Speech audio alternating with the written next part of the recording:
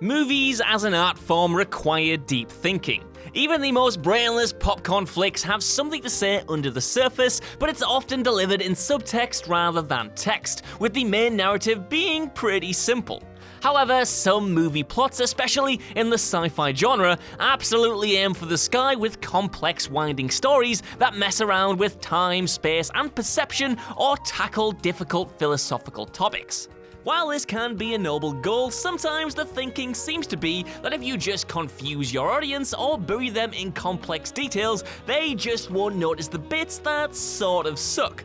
Now, the films on this list aren't all bad, and some of them are even amazing, but you get the feeling that they became needlessly convoluted to distract you from issues that might have taken you out the experience. I'm Josh from WhatCulture.com, and these are 10 movies that made things complicated to hide their flaws. Number 10, Terminator Genisys. Writing any movie whose plot involves time travel runs the risk of getting knotted in paradoxes, logical inconsistencies, and timeline confusions. Unless you're making an X-Men movie, of course, because then who cares about preserving the timeline?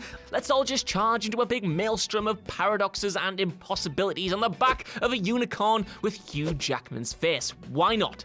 Anyway, that aside, Terminator Genisys, a movie that apparently knew it was so interminably insufferable that it coupled its weirdly infuriating name with the revelation of one of its most valuable spoilers in the trailers, took a different approach to the old X-Men who cares method.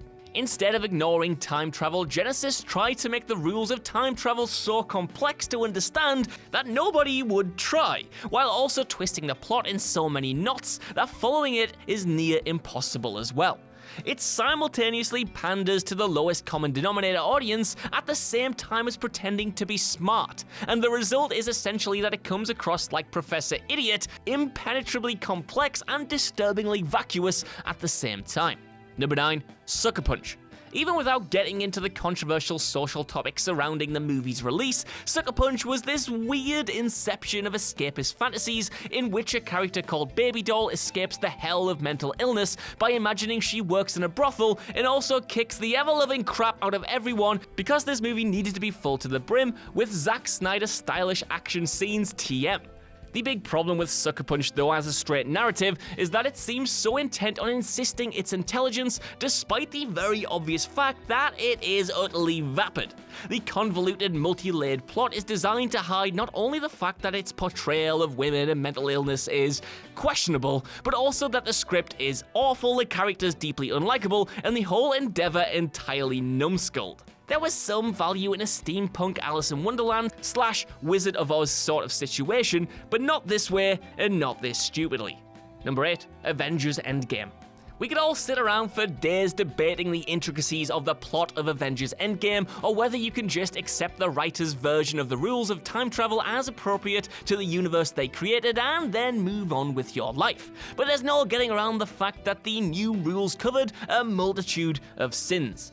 The scene in which the Avengers explain how conventional thinking about time travel, and pretty much every single time travel movie you care to mention, is wrong, is the insistent attempt to explain away the plot holes created by how the story unfolds, by apparently basing it on sound science, and it's no surprise that they use the film's more scientifically gifted characters to do it. Endgame fundamentally establishes a complex time continuum theory that means they can do anything they like and then get away with it. And then, when that didn't answer everything, the filmmakers enigmatically threw out mentions of alternate dimensions in just vague enough a way that they'd sound mysterious. Again, Endgame is awesome. It's one of my favorite movies of 2019. But something is off when the writers and directors have different explanations for how the plot actually works. Number 7, Mother. While it has great performances and it's enjoyable for its strangeness, Mother has pulled off something that Darren Aronofsky has done with his films elsewhere as well, that being dressing up nonsensical philosophical wandering as profound messaging. Sure, it does have some ideas in there about religion, but the film more pertinently uses the pretense of allegory to cover up the fact that what it actually wants to be is an exploitation film dealing solely in the currency of outrage.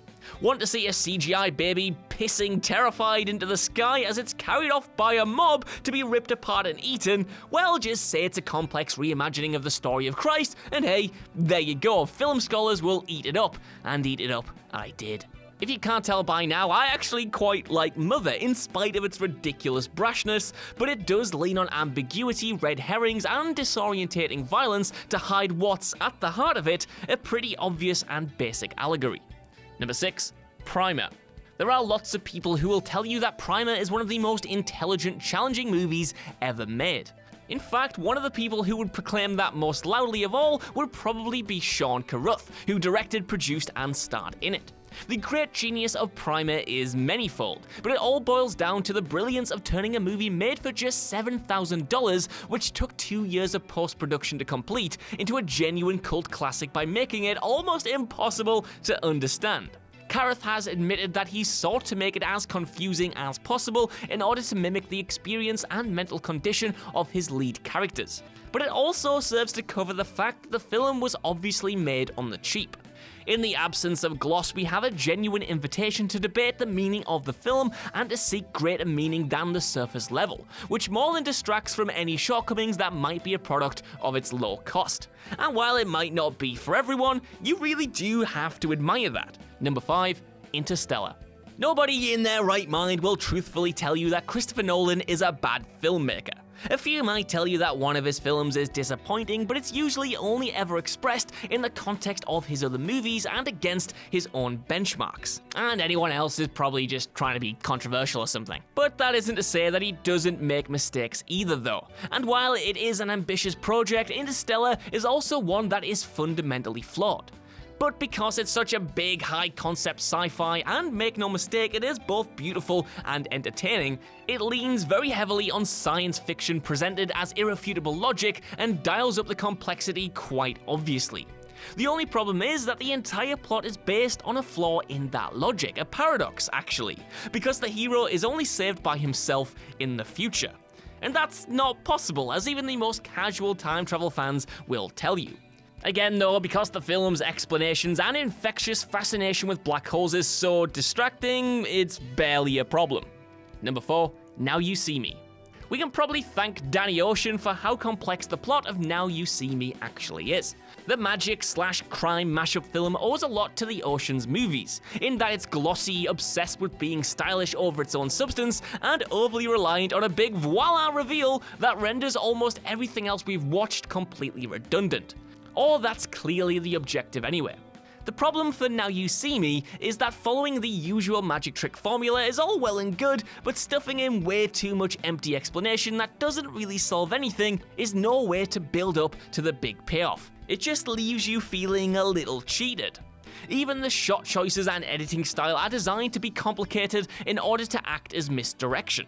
And while that obviously helps the twist ending, it mostly just ends up feeling like a means to hide the fact that the script is poor, the plot is jumbled, and the heart of the matter a little wanting. And if you thought the first one was needlessly complicated for the sake of cleverness, then you should see the sequel. It's absolutely mad and kind of bonkers and good, but it makes no sense.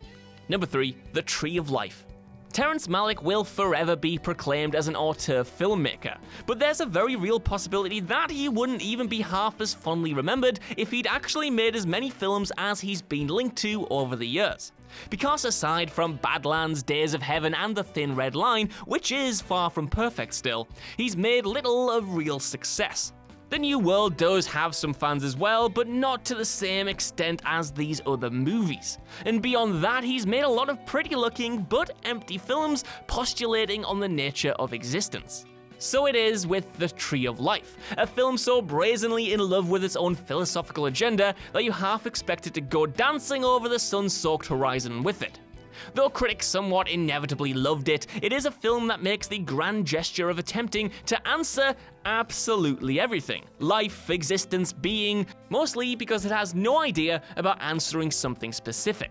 In aiming so high, it cannot fail, because it means nothing and everything at the same time, and because it looks typically beautiful, and that's enough to give critics license to proclaim it as a masterpiece.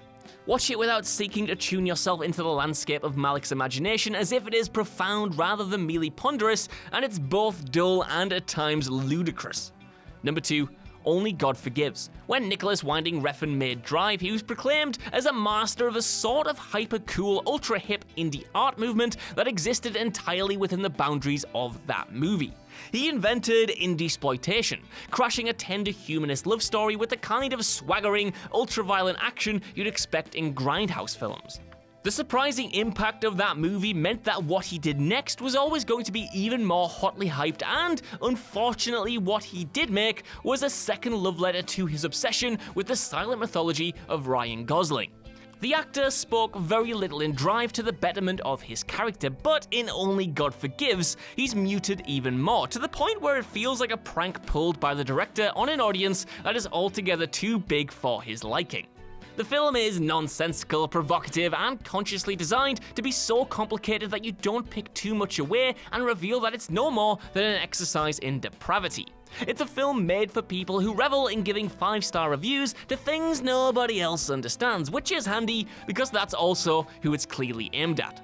And yes, of course, I was one of this film's biggest defenders when I was in film school because, that's just how it works. Number 1, the Matrix sequels. The Matrix is wonderful, as innovative and as purely entertaining as its sequels are lost, muddled, and needlessly complex. It is as well made and well-rounded as the sequels are sloppy and flabby. It is, for want of a better word, the idolized world that the sequels wish they lived in. The chief problem for these follow-ups though, and the reason why they sought to advance the lore of the Wachowskis' brilliantly clever sci-fi world, is that they didn't need to exist. And in insisting that they were an organic part of Neo's story in the first place, they laid along complexity after narrative complexity in order to distract from the fact that the story is not that great, and the execution is even worse. The overall effect as you hurtle towards a deeply unsatisfying conclusion is of being on a runaway cart as someone furiously constructs a track under the wheels, all the while throwing in loop-de-loops to disorientate you so you can never quite notice that you don't really want to be there in the first place. Put simply, it's not at all successful, and while the sequels do have their charm, and I'm really looking forward to The Matrix 4, they got so complex and they did drop the ball. So that's our list. I want to know what you guys think down in the comments below. Were these movies too complex just to hide some flaws, or am I just a big old idiot who can't appreciate high-class cinema? Either way, while you're down there, could you give us a like, share, subscribe, and head over to whatculture.com for more lists and news like this every single day. Even if you don't though, I've been Josh, thank you for watching, and I'll see you soon.